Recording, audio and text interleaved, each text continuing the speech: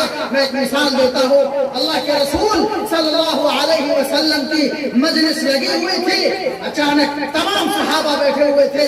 اچانک اللہ کے رسول نے فرمایا دیکھو ایک جنتی آیا. کیا فرمایا؟ دیکھو ایک جنتی آیا.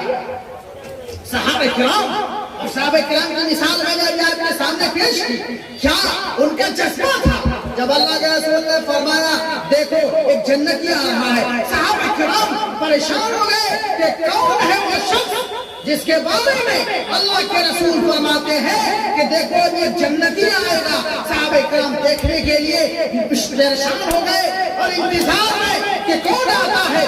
دیکھا ایک ایسا شخص داخل ہو رہا ہے جس کو کوئی نہیں جانتا. بال بکھرے ہوئے, کپڑے بہت زیادہ اچھے نہیں, گرد و غبار سے ہٹے ہوئے, اور اس نے اپنی چپل بھی اپنے ہاتھ میں پکڑ رکھی ہے. یعنی کوئی چوکتا مکتا, لمبی داڑھی, ٹوپی, کرتا, ایسا نہیں تھا.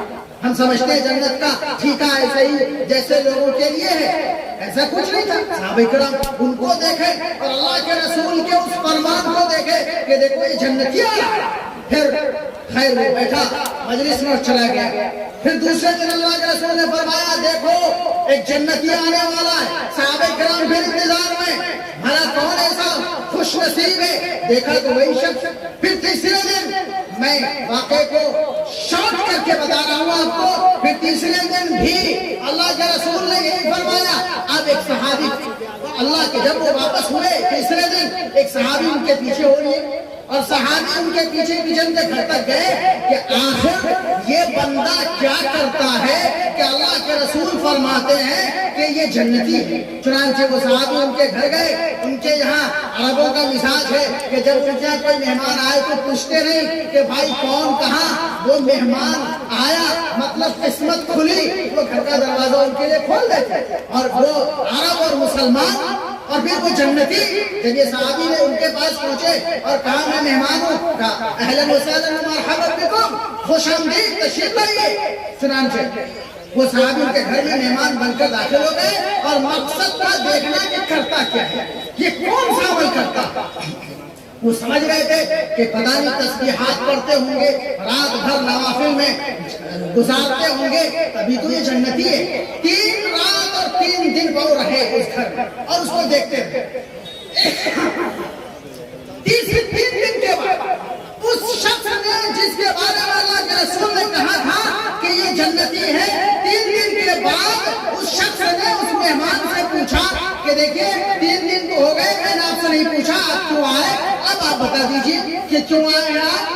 تو صحابی نے جو مہمان بن کر آئے تھے انہوں نے کہا کہ اللہ کے رسول نے آپ کے بارے میں یہ فرمایا تھا 3 دن میں یہ دیکھنے آیا تھا کہ آپ کا وہ کون سا عمل ہے جس کی وجہ سے اللہ کے رسول نے کہا کہ آپ جنتی ہیں. حالانکہ میں نے تو کچھ نہیں دیکھا, آپ نے 5 وقت کی نماز پڑھی اور پھر کھانا عشاء وقت کی نماز پڑھی, کھانا کھایا, آپ سو گئے. ہم سوچ رہے تھے رات بھر آپ اٹھ کر نفل پڑھیں گے, لیکن آپ تو بستر پر ادھر سے ادھر پلٹتے رہے اور کبھی کبھار منہ سے آپ کا اللہ اکبر سبحان اللہ یہی نکلتا تھا اور کچھ تو دیکھا نہیں.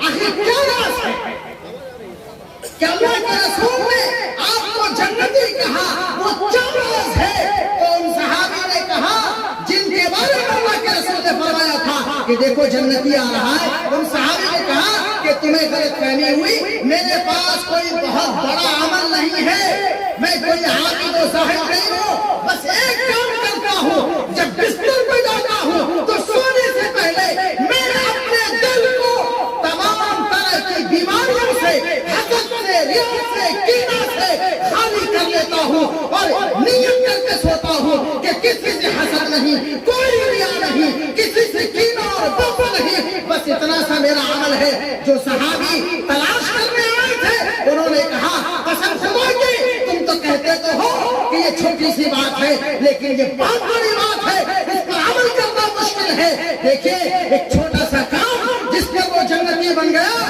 اور جنتی کے لقب کا مستحق ہوا, لیکن آپ پوری رات دل سے سنیے, لیکن صبح اٹھے گا کہ آپ کا دل حسد سے پاک ہوگا, کہ آپ کا دل کینہ اور ریاء سے پاک ہوگا, کہ آپ کا دل نفاق سے پاک ہوگا, جھوٹ سے پاک ہوگا, غیبت سے پاک ہوگا. اگر نہیں تو پھر یاد رکھیے ہم نے اپنی ذمہ داری میں اضافہ کر لیا کہ دین کی بات سنیں, اس اس پر عمل نہیں کیا، اور اگر یہ بیماریوں سے ہم نے اپنے دل کو بچا لیا تو پھر یاد رکھیے آئندہ کے لیے آپ کے لیے دروازے کھل جائیں گے، اس بات کے توفیق کے دروازے کھل جائیں گے، قبولیت کے دروازے کھل جائیں گے، عبادت کے لیے شوق اور ذوق کے دروازے کھل جائیں گے، آپ کو مزہ آنے لگے گا، اللہ پر رحم فرمائے گا، رحمت متوجہ ہوگی، اور پھر آپ کی زندگی اور آپ کا معاشرہ سنورتا چلا جائے گا۔